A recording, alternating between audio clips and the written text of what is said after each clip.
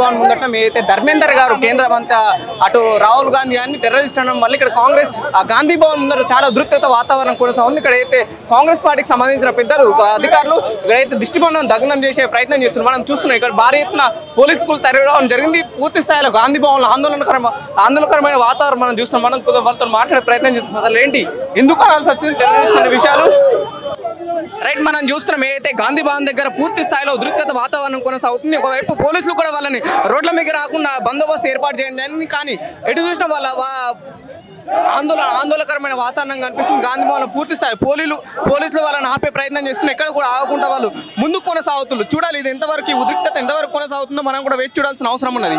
కేంద్ర మంత్రి ప్రతిపక్ష నాయకుని అంతా ఘాటు విమర్శించడాన్ని టెర్రరిస్ట్ అని ఎలా చూస్తారు మీరు? చూడండి, అది అవివేకము, అహంకారము, డెస్పరేట్ అయిన మాటలు అవి. ఎందుకంటే రాహుల్ గాంధీ కన్యాకుమారి నుంచి ఆయన ఇమేజ్ పెరిగిపోయింది.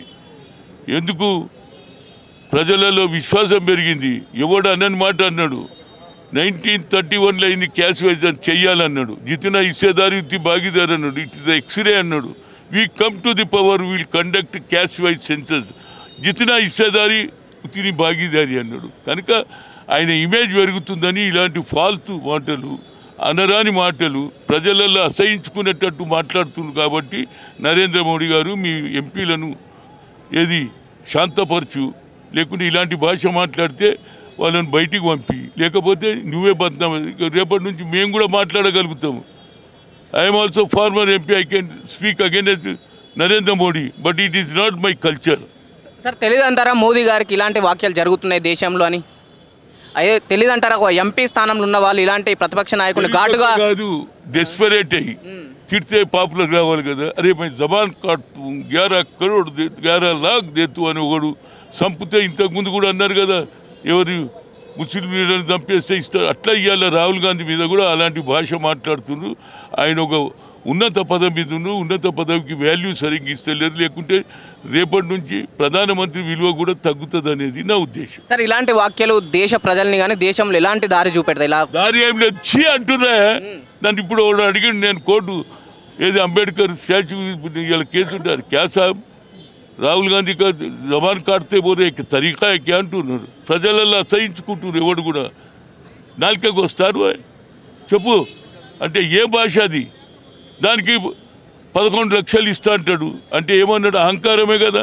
అంటే డెస్పరేట్ అయిన అలాంటి వారిని కంట్రోల్ చేసే బాధ్యత నరేంద్ర మోడీ. ఇవ్వకపోతే మేము కేసులు పెడతాం. అది సార్ ఇంకోవైపు మీరు కూడా ఎప్పటికైనా మీ నాయనమ్మ లాగానే అవుతారంటే ఈ వాక్యాలను ఎలా తీసుకోవచ్చు? ఏమనుకోవాలి, ఇది వాక్యాలు అనే సిగ్గుతో తల వంచుకుంటున్నాం. ఇట్లా మాట్లాడుతున్నారు ప్రజలు అనుకుంటున్నారు, మేము కాదు. ఛీ, ఏం రాజకీయ నాయకులు. మేము ఇంతకుముందు చూసిన మహాత్మా గాంధీని వాళ్ళు ఇటువంటి భాష మాట్లాడలేదు, కొత్త భాష ఎడికెళ్ళి వచ్చింది అని అనుకుంటున్నారు. సరే ఏం చెప్తారు ప్రభుత్వంలో బీజేపీ ప్రభుత్వానికి ఏం సలహా ఇవ్వదలుచుకున్నారు? ఏం సలహా ఇచ్చేది ఏం లేదు, మానుకోమంటున్నా. మీ కార్యాచరణ ఎలా ఉండబోతుంది? ఇక్కడ రాష్ట్ర కార్యకర్తలు తప్పనిసరిగా కేసులు పెడతాం. తప్పనిసరిగా ఇక్కడ కేసులు పెట్టాలి.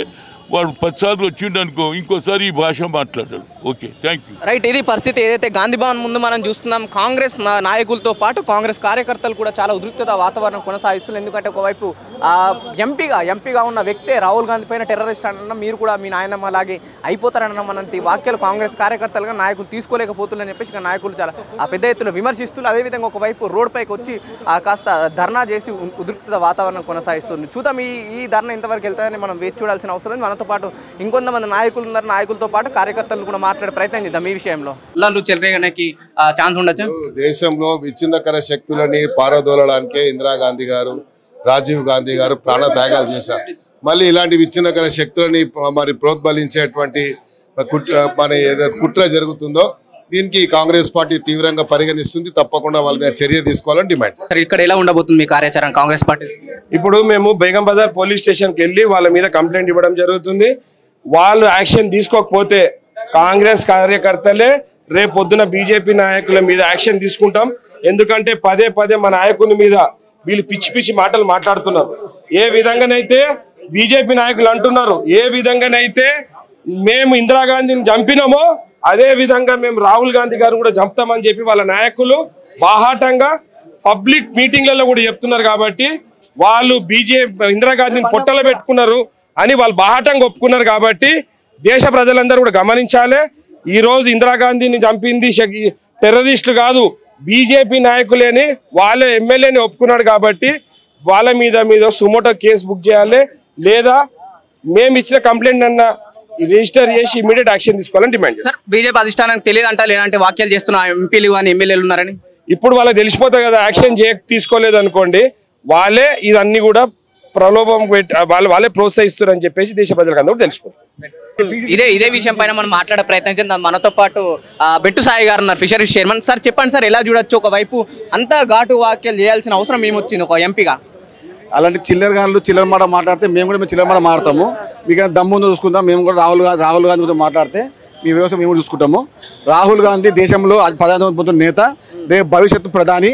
ఆయన చిట్కాలు తాకే అర్హత కూడా లేని వ్యక్తులు మాట్లాడుతున్నారు. బీజేపీ అంటే బ్రిటిష్ జనతా పార్టీ అని అందరూ తెలుసు. అప్పుడు మీరు తొత్తులుగా ప్రవర్తించారు బీజేపీకి.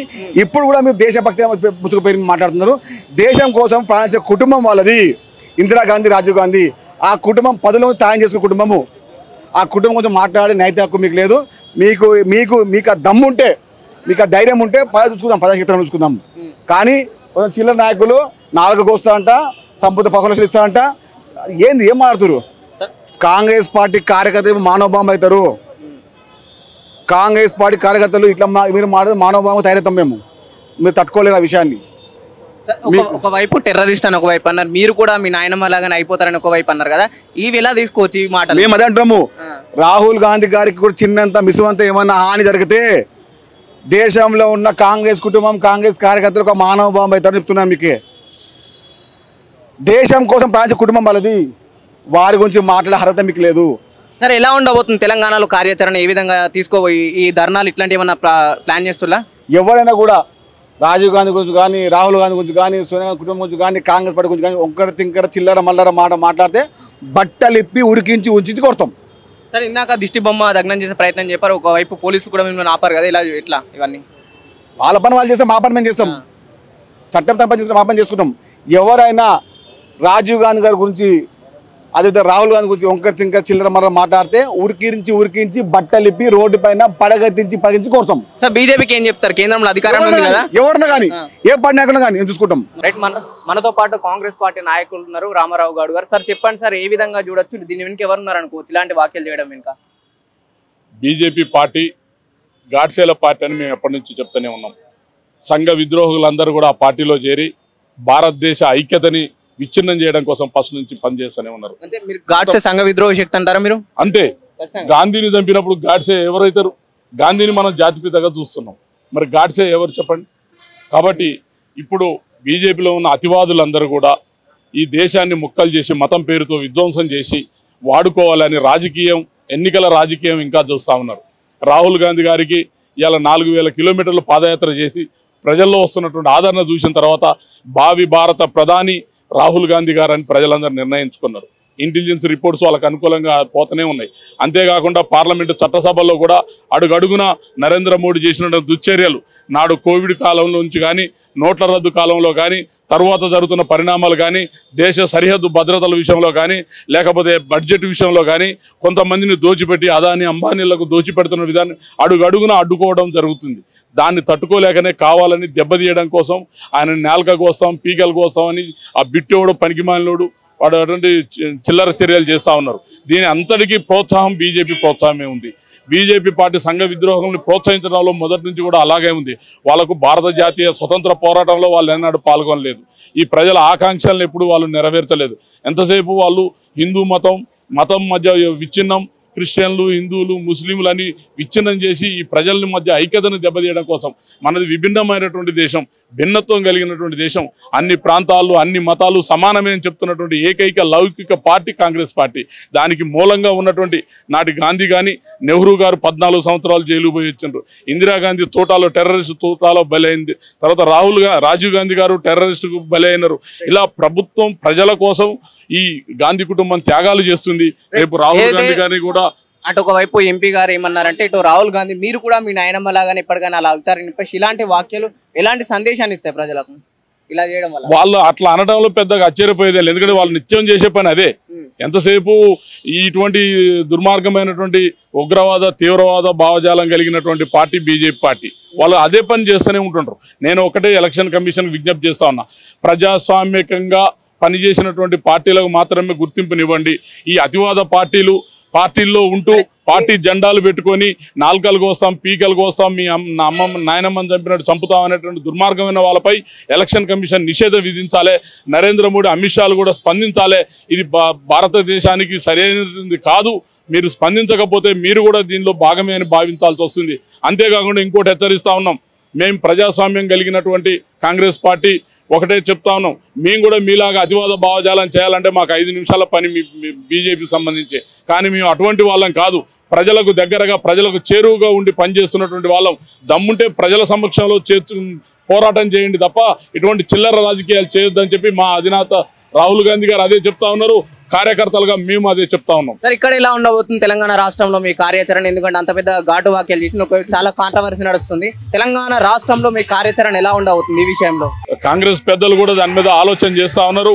దానికి ఎటువంటి కార్యాచరణ తీసుకోవాలి, వీళ్ళకు సరైనటువంటి బుద్ధి ఎలా చెప్పాలో కూడా దానికి కార్యాచరణ ఈ రోజుకు కానీ రేపటి కానీ మాకు దాని మీద ఒక సందేశం వస్తుంది. దాన్ని బట్టి మా కార్యాచరణ ప్రకటిస్తామని కూడా విజ్ఞప్తి చేస్తాం. వాళ్ళకు బీజేపీ వారికి ప్రజలను పాలించాలని ప్రజలందరూ ఈరోజు అధికారం ఇస్తే శాంతి భద్రులకు విఘాతం కలిగే విధంగా మాట్లాడడం అనేది ఒక సిగ్గుసేటైన విషయము. ఎందుకంటే గాంధీ ఫ్యామిలీ, రాహుల్ గాంధీ ఫ్యామిలీనే త్యాగాలకు మరో పేరు. అలాంటి రాహుల్ గాంధీ గారి చెవులు కోస్తాం, ముక్కులు కోస్తాం, నాలుకలు కోస్తాం అంటే ఇదేనా పద్ధతి అయినా? మనుషులైన వాళ్ళు ఇలాంటి కార్యక్రమాలు చేస్తే అంతకన్నా ఎక్కువ కూడా కాంగ్రెస్ పార్టీ కార్యకర్తలుగా మేము చేయగలము. అదేవిధంగా తెలంగాణ రాష్ట్రంలో మా పార్టీ అధికారులు ఉన్నప్పటికీ కూడా వారి నాయకులందరికీ ప్రజాస్వామ్య పద్ధతిలో వాళ్ళని గౌరవిస్తున్నాం. మేము చేయాలంటే పార్టీ ఆఫీసులను కానీ లేకపోతే వాళ్ళను రోడ్ల మీద తిరగకుండా కానీ పార్టీ కార్యక్రమం ఇస్తే ఎలాంటి కార్యక్రమాన్ని తీసుకొని బీజేపీ నాయకుడు ఎవ్వరు కూడా మిగిలకుండా తెలంగాణ రాష్ట్రం చేయగలుగుతాం. మనం చూస్తాం కాంగ్రెస్ నాయకులు చాలా కూపంగా ఉన్నారు. అయితే ఆ శివసేనకు సంబంధించిన ఎంపీ ఇలాంటి వ్యాఖ్యలు చేయడం సరికాదు, దేశానికి కూడా మంచిది కాదు, ప్రజలకు ఇలాంటి వ్యాఖ్యలు చెప్పడం అసలు మంచిది అని చెప్పేసి కాంగ్రెస్ పార్టీ నాయకులు దీనిపైన చాలా సీరియస్ గా ఉన్నారు. బీజేపీ నాయకులకు తెలిసి కూడా ఇలాంటి వ్యాఖ్యలకు ప్రోత్సహిస్తుందని చెప్పేసి కాంగ్రెస్ పార్టీ నాయకులు బలంగా చెప్పడం జరుగుతుంది. కెమెరామెన్ కళ్యాణ్తో పవన్, మిర్రర్ టీవీ, హైదరాబాద్.